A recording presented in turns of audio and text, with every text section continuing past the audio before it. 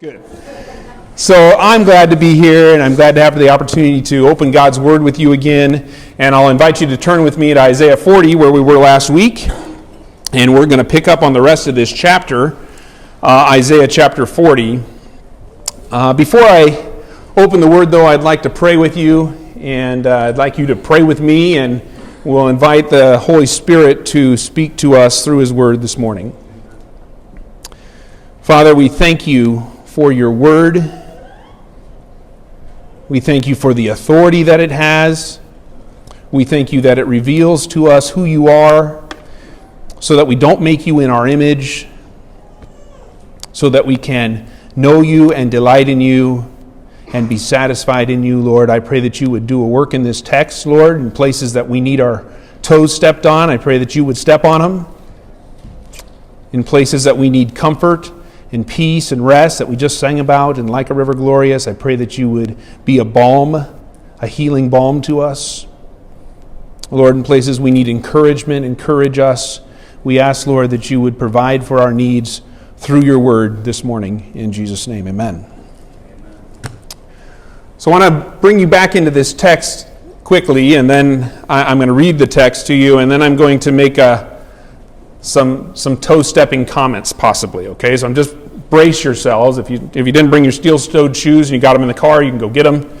But here's the setting. All right, so we're in Hezekiah's reign. We're at the end of Hezekiah's reign. Hezekiah was largely a good king, reigned for about 40 years, and in general, Judah had a prosperous time. Okay, let's just review from last week, but I want to bring you back in so you know what's going on.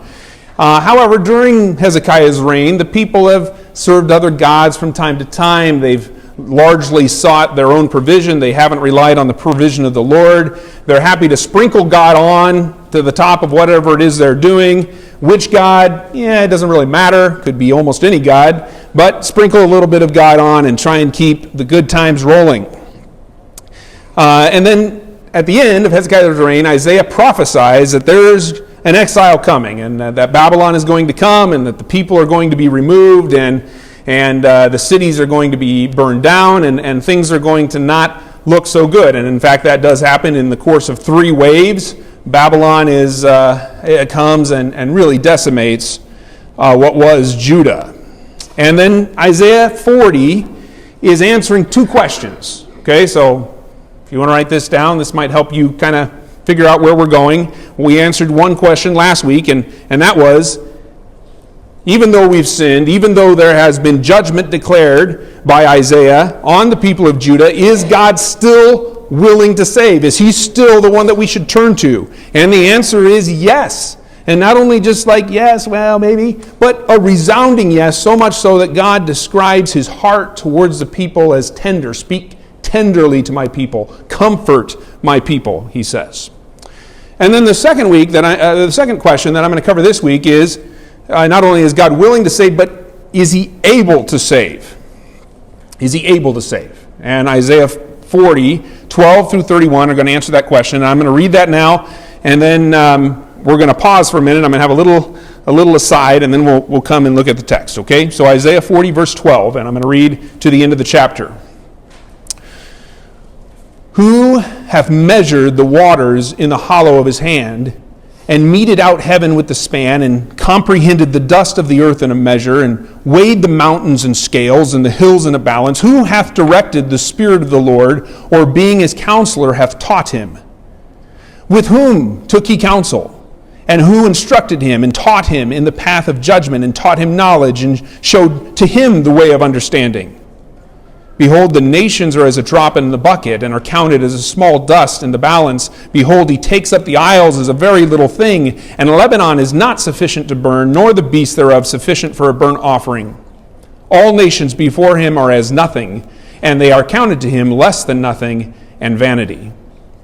To whom then will you liken God? Or what likeness will you compare unto him? The workman melteth a graven image, and the goldsmith spreadeth it over with gold, and casteth silver chains. He that is so impoverished that he hath no oblation chooseth a tree that will not rot. He seeketh unto him a cunning workman to prepare a graven image that shall not be moved. Have you not known? Have you not heard?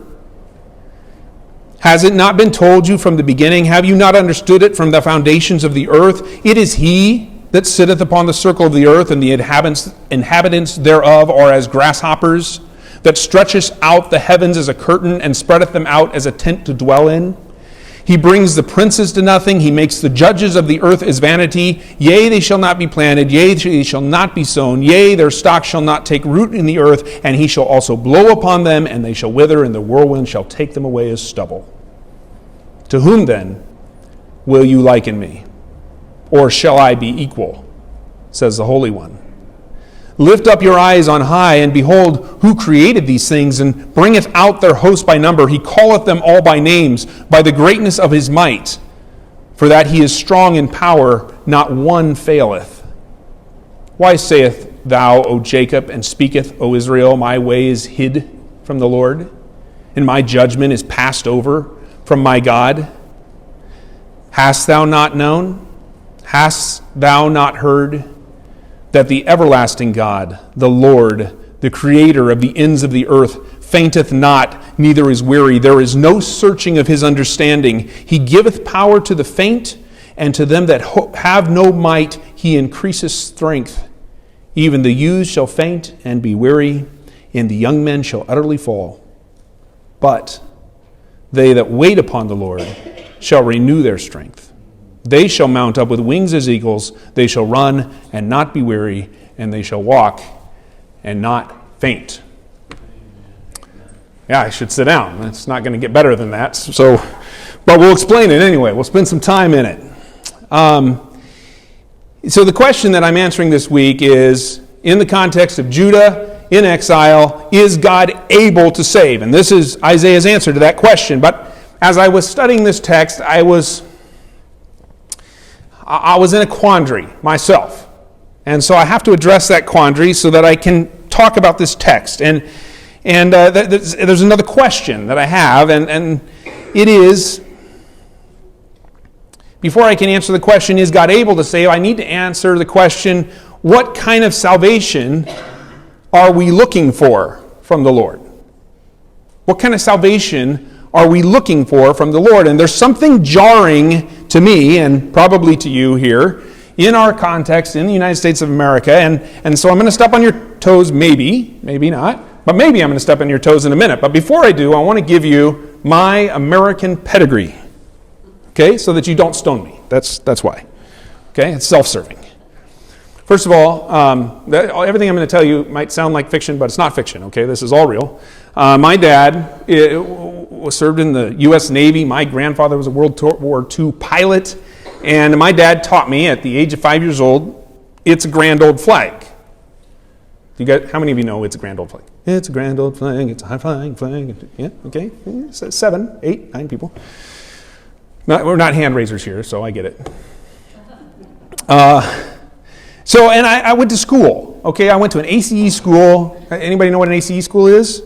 All right, some of you know what ACE school. So what ACE school means in the context of America is that every day I went to school in red, white, and blue. It was not an option to go to school in some other color. I went to school in red, white, and blue. Not only did my shirt could either be red, white, and blue. I had a blazer that had to be blue. I had corduroy pants.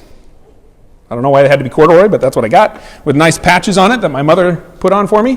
And I wore an American flag tie. I was a blue background tie with American flag all over it. That's what I wore most of my childhood. I wore that more than, I didn't even wear jeans in my childhood. So that's what I wore. I'm a patriot. I could not get help in school. So if you don't know how an ACE school works, you sit in a little cubicle and you face the wall, and you got about this much space, and you do your own work. You don't have a teacher. You just read and answer questions yourself. And if you need to do anything, if you need to turn around, if you need to ask a question, you need to go to the bathroom, you have to raise the American flag and put it on top of your desk until somebody tells you that you're allowed to do whatever it is you want to do. So that's how patriotic I am, okay? There's even more. I love baseball. I tear up when I think about Lou Gehrig or Jackie Robinson or Mickey Mantle or Edgar Martinez. My wife was with me after Edgar Martinez's last game. We stopped in North Bend, and I broke down sobbing for 15 minutes over Edgar Martinez's last game, okay? You understand? I love baseball. I also love jazz, which is the greatest musical contribution ever made, and it came from America, jazz. I love jazz. I read American history. I've read biographies of Washington, Adams, Lincoln, Teddy Roosevelt, FDR, Truman, even Lyndon B. Johnson, for pity's sake. Well, he was the president. I had to read about it. I've read books on the Revolutionary War, the Civil War, World War II, American snipers, SEAL Team 6, and Benghazi. I went to the Waterville Fair with some friends on Friday night.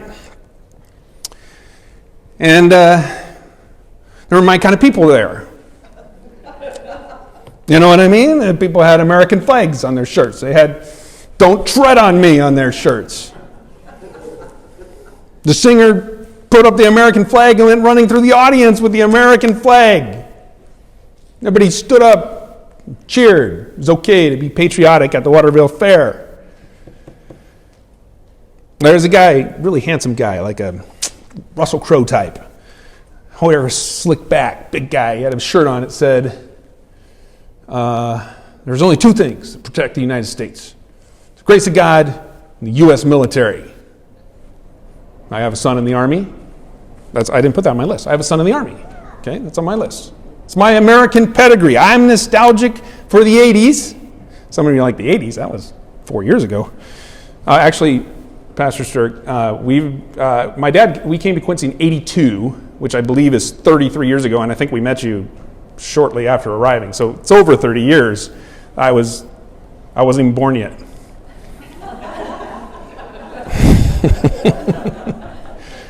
So I'm nostalgic even for the 50s, and I didn't live in the 50s. I have 3 fedoras because in the 50s, when you went to a baseball game, and before, you wore a fedora to the baseball game, and I'm nostalgic for that. I didn't even live through it. Okay, so that's my pedigree, okay? You're like, why are you telling me this? I'm telling you that so that I can tell you this. My question is, what kind of salvation are we looking for from the Lord? And is it possible that the salvation we are looking for right now in America is a return at a minimum to normalcy, and even better, a return to our romanticized memory of the glory years? Comfort, security, prosperity, freedom, constitutionalism, capitalism. Now, nothing I said in that list is bad. They're all good. So I'm not here telling you I'm against any of those things. I just told you that I'm through and through an American and I love this country.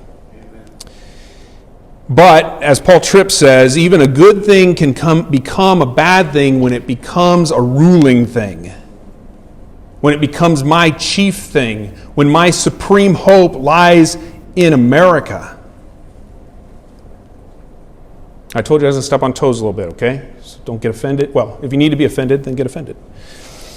What is my question, that we're really trusting God for? What does He promise? What do we really want? Is our highest desire that God would give us back comfortable America? That God would build back better? Thank you. I thought that was funny. Yeah. Or is our chief desire for God Himself, in whatever circumstances He may allow? What if God doesn't grant a return to the good old days, only better? What if God's plan for us, as it was for Judah, is to live as exiles in a place that feels foreign and uncomfortable and difficult? Is God still God then? Is He still the God that we want then? Is He God of Christians in Afghanistan today? Is He God of Christians in Iran or Pakistan? Is He God to the people in our text whom He sent into exile in judgment? Is He their God? It's really easy for us, and has been now for multiple generations in America, to conflate the idea of I'm being blessed because I've done these things right, and Americans, a Christian nation, which I think we're finally coming out of that delusion. We realize that if it was ever the case, is certainly not the case now. When the reality is, we sound just like the Assyrians. We haven't talked about in Isaiah, but Assyria boasted, hey, look at the might that I have, look at the strength that I have, look at the military that I have, look at the wealth that I have. That's why we're the greatest. We've said that. So the guy's shirt Russell Crowe's shirt. Those things really shouldn't be on the same shirt. Because the reason that we've been blessed is solely owing to the grace of God. So in what shall we hope? If our answer is the good life as soon as possible, we are on the wrong track. Jesus said, in this world you will have tribulation. Jesus said, in this world you will have, say it with me, tribulation, trials, troubles. It's King James says tribulation though.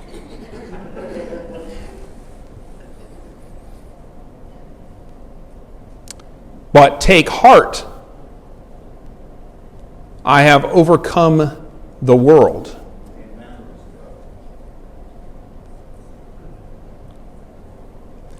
Notice that doesn't mean that there won't be tribulation. So that means when Jesus says, I've overcome the world, he's talking about something other than giving you the glory days of pain-free existence in American dreamland. So when Jesus says, in this world do I have tribulation, but take heart, I have overcome the world, do our hearts respond with a resounding yes to this? Are God's provisions our God, or is God our God? Do we desire Him above all things, or do we long for Him? Do we long to know Him? Do we long to be like Him? Do we long to be with Him forever? Are those our chief things, our first things? Yes, Lord, thank you for all the provision that you've given. Yes, Lord, thank you for baseball and jazz and good food and security. And yes, Lord, thank you for our American military. But Lord, if those things are stripped away, you are still God. You are still my chief desire. You are the one for whom my soul longs. If, in fact, in this life we can anticipate that we will have trouble, as He promised, then we can sigh and we can grieve, but not as those without hope, because nothing can trample on our invincible God's good purposes to bring us to Himself, blameless in His sight, full of great joy.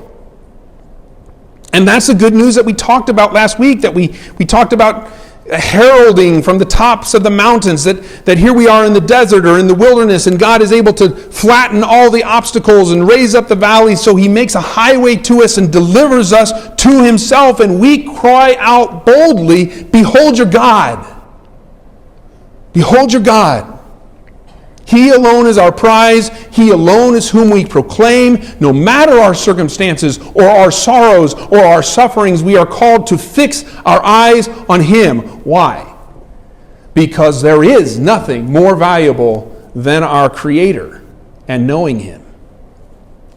So, I had to get that off my chest, okay? So that's all free time. Woo! And we're going to go fast from here, all right? That was free.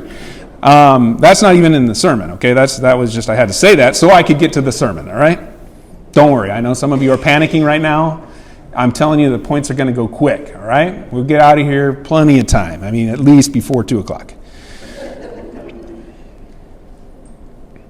So, now that that's settled, I want to go to these two questions. One we answered last week. Is God willing to save us despite our sinfulness? Yes, God's heart is tender towards you. This week, is God able to save us?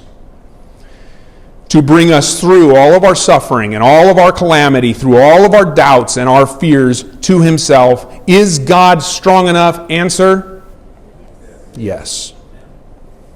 The title of the sermon in your bulletin is, To Whom Will You Compare Me? Can anything stand in the way of God's purposes? Is there anything better than God? The text describes who God is so that we may take courage and find our strength in Him alone. And I want to bask. Do you understand the word bask? You don't use the word bask a lot. Is bask in the King James? I don't know. Bask, like swim in with delight, dance in the sun, like soak in. bask with joy in the realities of who God is. So you have in your bulletin, I think, I didn't look at your bulletin, but I assume you have who is God on there like 5 times. Yeah? That's in part because, I didn't have all the answers to who is God yet when I needed to give you the bulletin outline. But I'm going to give you the answers, okay? I do have 5. Who is God? Number 1, he is the creator and ruler over his creation. Now, this text goes in and out of all these themes. It brings them back over and over again. So it's not linear. And I'm going to stack them together. So I'm going to take several texts. I'm not going to go straight through this verse by verse. I'm going to take several texts and give you the point that's made. Okay, so God is creator and ruler over his creation. That's for your bulletin. Verse 12 of Isaiah 40. Who hath measured the waters in the hollow of his hand, and meted out the heaven with the span, and comprehended the dust? Comprehended here has the idea of enclosing, like in a scale. Who's comprehended the dust of the earth in a measure, and weighed the mountains in the scale, and the hills in a balance? Now, a lot of this text is in questions. You probably didn't notice that as we went through it. And I think the questions are there so that you evaluate for yourself, not your pat answer of God's omnipotent and God's omniscient and sure, God is all these things, but that you have to, okay, now in this context of I'm in exile, I'm Judah, I'm going to be taken away to Babylon, my homeland's burned, I don't have homeland. Baseball's dead. I added that, okay. Now I'm being asked this question to test my heart of what I truly believe about who God is in this context of suffering. And he begins by just talking. He uses all these measurement words. He measures the waters. So there's a precision in the creation of God. It's like, I don't know if he had a picture or what, but here's Pacific Ocean. Measures the waters in the hollow of his hands. He meted out the heavens with a span. You know what a span is? This is a span right there. I have small hands, so God's hand's a little bigger. But that's a span between my thumb and my pinky. He measures it out. How many of you had a gyroscope as a kid? Or even now? Yeah, I had a gyroscope. My dad bought me a gyroscope. And if you don't know what a gyroscope is, I don't know what it is. It's like a really cool top. It's a top. And you pull the string, and it's so finely created that you can, at least the box tells you, that you can balance the gyroscope on a string.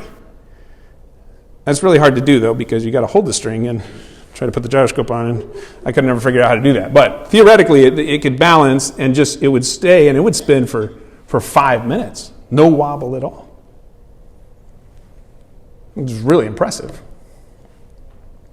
So all God did is he made it really a lot bigger, many gyroscopes, and he took away the string, and he hung the worlds on nothing, and he put billions and billions of them out there, and they've been spinning for more than 5 minutes. Been spinning for thousands of years. He meted out the heavens. He measured it. He made it precisely. He put the earth the distance from the sun that it is. He tilted the earth so that there would be seasons. This is the precision of our Creator. He comprehended, he enclosed the dust of the earth in a measure. So it is like measuring cup. Andrew, my son back there, he loves to cook. He measures his stuff out, he pours it in. He doesn't measure because he likes to be creative. But if he was following the recipe, he would put it in the cup and he would measure. And this is what God is describing. Like, I made these things precisely. I said, okay, Mount Everest. Teaspoon. It wouldn't even be a teaspoon. I don't know. Little tiny bit. There's Mount Everest. Look at that. People are going to be really impressed with that. He weighs the mountains and the hills. So I looked up. My other son, Ben, here. Ben, raise your hand so they can see you. There you go.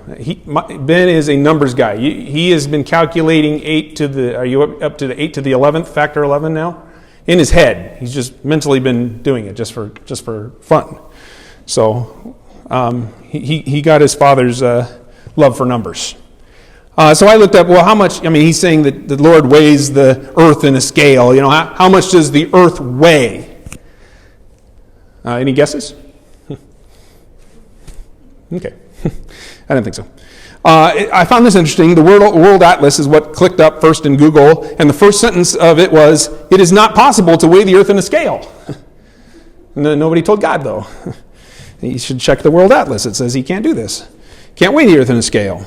But scientists estimated the weight of the earth using gravitational pull, because we can't use a scale, and roughly it's 13 septillion pounds. You can write this in your notes. It's 13 followed by 24 zeros. 13, go ahead, just write it, just for fun. 13, 000, 000, 000, 000, 000, 000, 000, 000, 000. That's how much it weighs. God holds that. It's just a little grain of dust. It's a little sand particle. Just tilt it.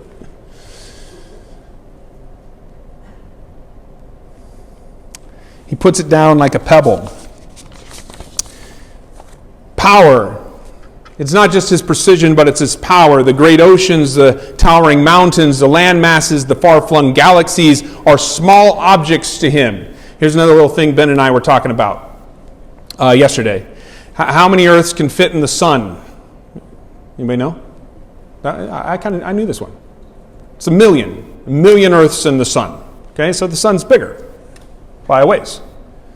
Then Ben asked me, is the sun, is that the biggest star? Is that a big star? I was like, I don't think so. I think it's just like an average star. Okay, so he's like, I've heard of Betelgeuse. How big is Betelgeuse? And then we started looking up stars yesterday. And there's a VY Canis Majoris. It's the biggest star that we know of. It can hold 9.3 billion of our suns. If you put that sun at the center of our solar system, it would extend past 7 of the planets, past Saturn. Just the sun would be that big. Why is that there? God says in verse 22, look at verse 22, the second half of the verse, that he stretches out the heavens as a curtain. He spreads them like a tent to dwell in. And the word here is actually like gossamer. It's very thin. It's not even a heavy curtain. It's just a light little net. He spreads it out as a tent. The whole universe, its galaxies. There's in the Milky Way. We were driving home from the fair Friday, and I just pulled over in the side of the road because we're always in the city and we can't see the stars. And I could see the stars out my window, but it was still tinted. And I'm like, boys have never seen the stars. So we pulled over and we looked up. We got out, and it was gloriously clear night. You could see the milkiness of the Milky Way, and the boys were just like, wow, Dad, we've never seen so many stars. We stood out there for a while just looking at the stars and glorying in the Creator. The Milky Way has 100 to 400 billion stars. That's about 1.5% of the national debt. And there's as many as 10 trillion galaxies. How do we even know? We don't know. But there's a lot of galaxies. 10 trillion is an estimate of how many galaxies are out there. And God spoke, and these things came into being. And then it says in verse 26, look down at 26, lift up your eyes on high, and behold the one who has created these things, that brings them out by number. He calls them all by names, by the greatness of his might, for that he is strong in power, not one faileth. Each one of those trillions and trillions of galaxies, and then trillions and trillions of stars. God knows, God created, God spoke, and they came into being. And then the question in verse 21, have you not understood from the foundations of the earth? This is who your God is. The God who creates is foundational to the Christian faith. We take Scripture at His word. We don't try to fudge around with how do we get an evolution in here? How do we make this progression? God says in the beginning I created the heavens and the earth. I made the animals, male and female. I made man, I made woman. I've created. And this reality, this declaration of who God is and what he did and what he is doing is meant to give us hope and courage when our little problems arise. They may not seem little to us. But this scope, this grandeur, this creation that I'm describing is supposed to give you a scale to measure your own problems and God's ability to handle them. They are no problem for your God. He is able to handle your issues. Okay, that's number one. Now the rest are going to go faster, okay? They're going to get faster and faster. Second point, who is God? He is one who rules with infinite wisdom. Look at verse 13. Who has directed the Spirit of the Lord? Who, as being his counselor, hath taught him? With whom took he counsel? And who instructed him, or taught him in the path of judgment, and taught him knowledge, and showed him the way of understanding? What's the answer? No one did. No one taught God anything. There was no council of the gods in the heavens, and they came together to try and figure out how to create the earth. There was no brainstorming session where God got the whiteboard out and they decided, what are we going to do here? There was none of that. God spoke and it came into being. More than that, God is not getting counsel now about what to do about COVID, or what to do about ISIS, or what to do about the Taliban, or what to do about Joe Biden. He's not getting any counsel on that. He knows exactly what he's doing with all of those things and everything else that is in the world. And so he has infinite wisdom. And James says, and I'm not going to have you turn there, but if you want to jot it down, James 1, verse 5, very familiar text, says, if you lack wisdom, if you don't know what to do, if you're not sure about the next step that you have, why don't you, instead of relying on your own resources, go to the God who has infinite wisdom? If any of you lack wisdom, let him ask of God, who gives to all men liberally. That's being used in a good way here. You guys aren't laughing. He gives to all men liberally, freely. He overflows with wisdom. Ask him. He upbraideth not. He doesn't get mad at you for asking for wisdom. He's saying, ask and it shall be given. But let him ask in faith, nothing wavering. And that's in large measure what we're talking about today. Do we trust this God? Do we trust this Creator? Do we trust this God who has infinite wisdom? And then thirdly, who is God? He is the one who regards the nations as nothing. Look at verse 15. Behold, the nations are as a drop of a bucket, and are counted as a small dust on the balance. Behold, he takes up the isles as a very small thing. Now this is talking literally about all of the physical features of a nation. Skyscrapers and cars and roads and infrastructure. And we're going to spend $4.5 trillion on infrastructure. I mean, this is a drop in the bucket. God said so. It's a drop in the bucket. It's unnoticeable. You're carrying a bucket, you have a little drop of water in there, you don't even know that there's a drop in there. That's how insignificant the nations and the isles here, it says, is literally like the coastlands or just the coast. So everything on the coast that's the whole continent. The whole continent is taken up as a small thing to him. These are not significant. Look at verse 17. All nations before him are as nothing. That seems pretty significant. All nations before him are as nothing. I don't even know how you go further than that, but he tries anyway. They are counted to him less than nothing and vanity. Tohu in the Hebrew. We use that in Genesis 1. National power is unrecognized. Tanks, nuclear armaments, military might. He takes up as nothing, less than nothing, emptiness. Verse 22. It is he that sits upon the circle of the earth, and the inhabitants thereof are as grasshoppers. It's as if God is sitting in a grandstand above the earth in a ruling position, looking down on it, and everybody He doesn't say here like there's some king grasshoppers and some little peon grasshoppers. Everybody is a grasshopper. From the greatest to the smallest. And he is ruling over it all. Verse 23. He brings the princes to nothing. He makes the judges of the earth as vanity, nothing.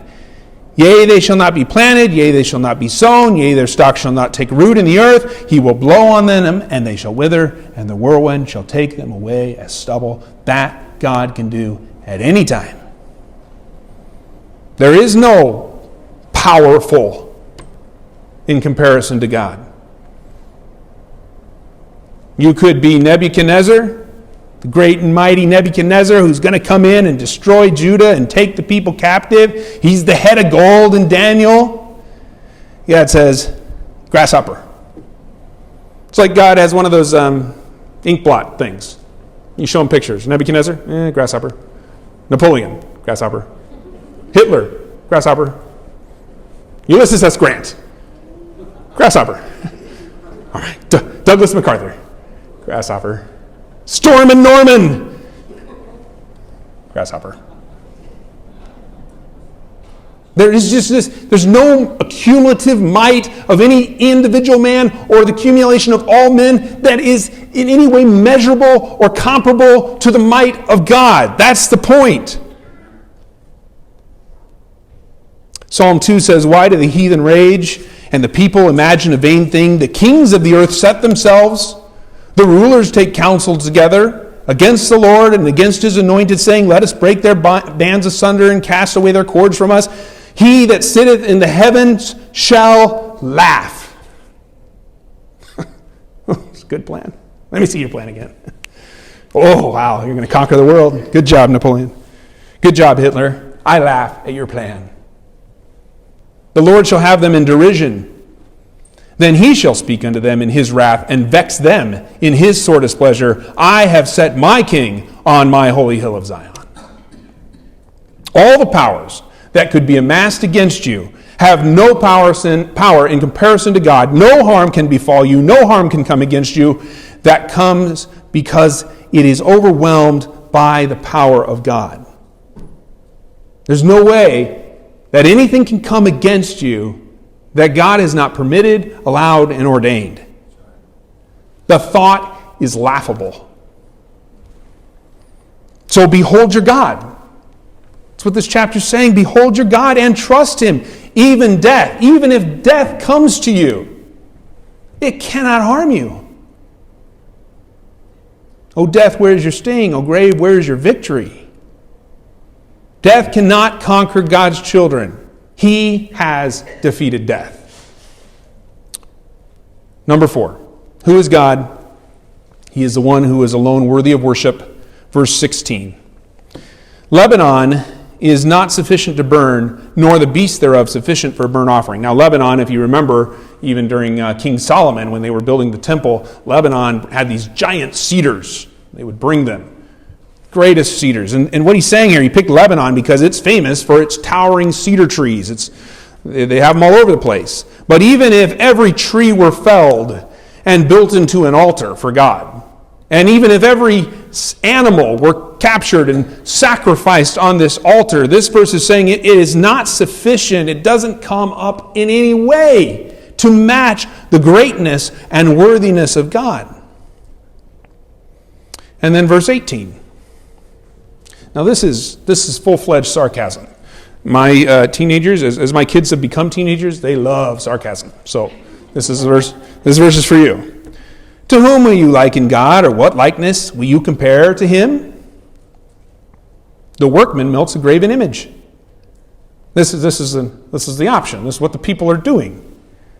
The workman is melting some metal. He's going to take some metal. He's going to melt it. Okay, you got to see the process here. And the goldsmith is going to take it. Oh, wow, that's really nice. That's a nice idol you've built there. I'm going to get some gold. I'm going to put some gold over it, make this thing look really good. Then maybe we'll get the silversmith, and he can put some little silver chains on our idol here. Wow, that's a good looking idol. And then if you don't have any money, verse 20, if you don't have enough money, then you can't afford the gold and the silver, and then maybe you can just go find a tree that doesn't rot. Be really nice, a little petrified tree. And you can find a skilled workman, and he can carve it up for you and make a really nice image. And then make sure you get a nice base. You got to screw it on tight because you don't want the idol toppling over. That's who you're going to compare to the sovereign one, to the Holy One, to the Creator of all things. Again, it's laughable. We laugh at the idol builder because we're like, oh yeah, we don't have any idols. But this begs my opening question. Is God our God, or are God's provisions our God? We laugh at the idol maker, but we can tend to have our own idols, things we trust over and above God. And there's some haymakers thrown here. Like Isaiah's not pulling any punches. Really? Are you going to trust the work of your hands to save you? Here are idols, but let's talk about the work of our hands. Maybe your house. Got a nice house? I just bought a church. I live in a church. You can come over. All of you can come over. You all fit. I really like my house. It's comfortable.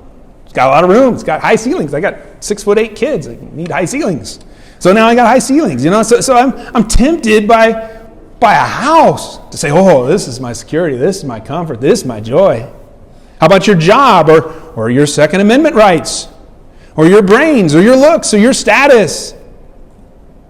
Again, none of those things have to be wrong, bad. We have to have jobs, houses. I'm thankful for our Second Amendment rights. I'm thankful for brains and looks and status. But here's the reality. All our attempts to save ourselves apart from the hand of God are pure foolishness. They're laughable. They're ridiculous. God has given us a brain to use, but not independently of Him. He is our hope and not ourselves. Lastly, who is God? He is the one who questions you. And I'd like these questions to sink into you. To whom will you compare me?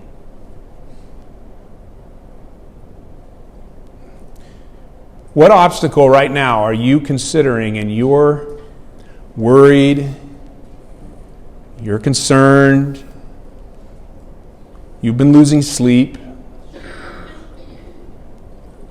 and instead of turning to God with His infinite resources, you're thinking up your plan. You're coming up with your solution. You're going to fix it. You're going to make sure that thing doesn't happen. That thing you're comparing to God. Your plan. To whom then will you compare me? Or why do you say God does not see? I'm alone out here. I went to God. I prayed about it, and nothing changed. So I guess I'm on my own. It's my own resources. I've got to figure it out. God doesn't see. Or why do you say that God is not just? Oh, I've been doing everything. I've been reading my Bible. I went to church every Sunday. Even when Pastor Sturck didn't go to church, I went to church. I went to hear that Ken McLean guy 3 times in a row. That's how good I'm doing. And this thing is still a problem. I might even come 4 more times. That's got to be earning me something with God. And then I've got this problem, and God is not treating me justly. This is like Job's complaint, right? I wish God was here. I would examine him. I would tell him, look, I'm doing everything right. Why did you do this to me? God says, why do you say that? Why do you say your God is not just to you? Have you not known? Have you not heard? Verse 28. That the everlasting God, the Lord, the Creator of the ends of the earth, fainteth not, neither is weary. There is no searching of His understanding. He is incomparable. And you are wrong to think that God does not see you or that God is not just. And you know this to be true. The question is, will you surrender to it? Will you surrender to Him as He is?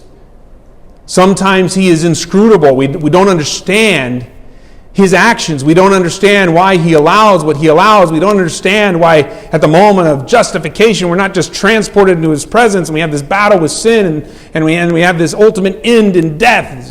As we think it's an ultimate end a lot of times. Why, Lord?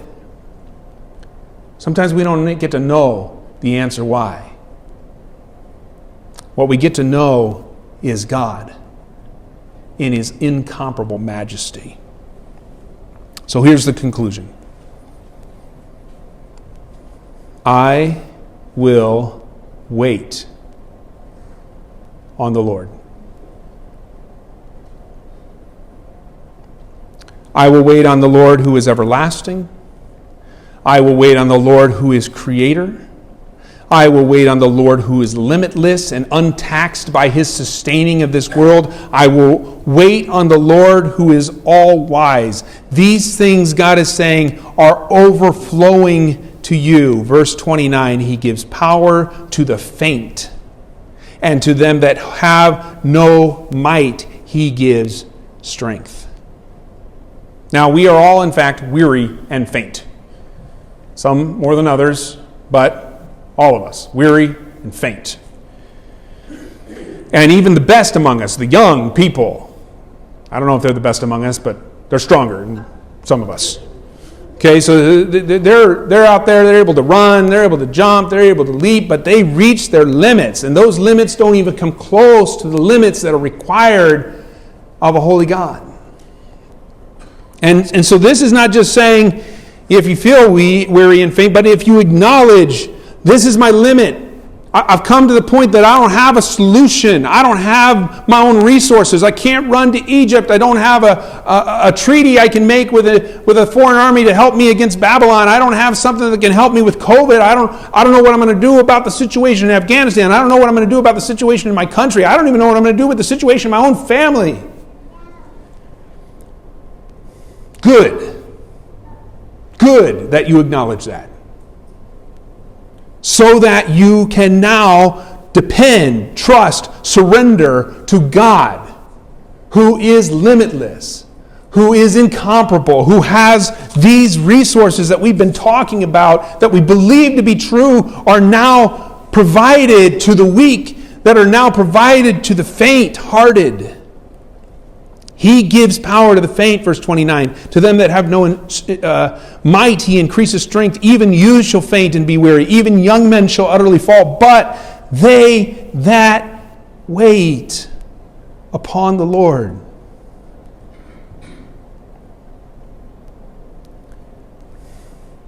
I don't think wait has the idea of just sitting there like,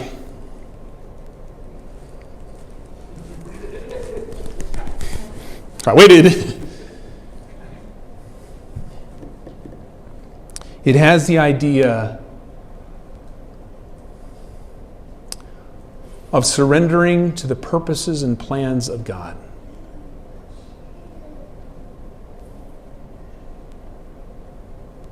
And if my income fails, if my job fails, if my health fails, if my kids become injured, if my life is taken from me, none of those things can touch what matters most, which is knowing God himself.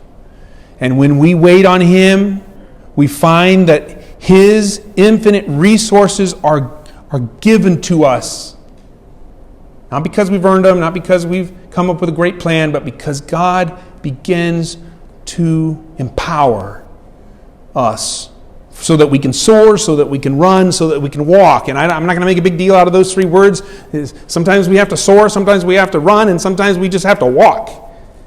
Endurance, long term. This is not just a one-time boost from the Lord, now you're on your own. No, our lives are to be lived in dependence on our Father, and there will come, he will bring us through every trial and through every tribulation until we are face to face with him. And that is our great joy. So the problem is, when troubles arise, we go out to our own resources. That's our default human nature. And the solution that Isaiah is suggesting is to go to God who cares, who has limitless resources for you. Our salvation is that God delights to give, and that he himself is more than able to give himself to us in our time of need. He has great resources for us in himself. So, behold your God. He is our help and our salvation. Would you pray with me? And I'm going to read Psalm 46 for this prayer. And just let these words soak into you as you consider your week ahead and your week past, the difficulties that you've had. Psalm 46. God is our refuge and strength. You are a very present help in trouble. Therefore, we will not fear. Though the earth be removed, and though the mountains be carried away into the midst of the sea, though the waters thereof roar and be troubled, though the mountains shake with the swelling thereof. Selah. There is a river, the streams whereof shall make glad the city of God. The holy place of the tabernacle of the Most High. God is in the midst of her. She shall not be moved. God shall help her, and that right early. The heathen rage, the kingdoms move. He utters his voice, and the earth melts. The Lord of hosts is with us. The God of Jacob is our refuge.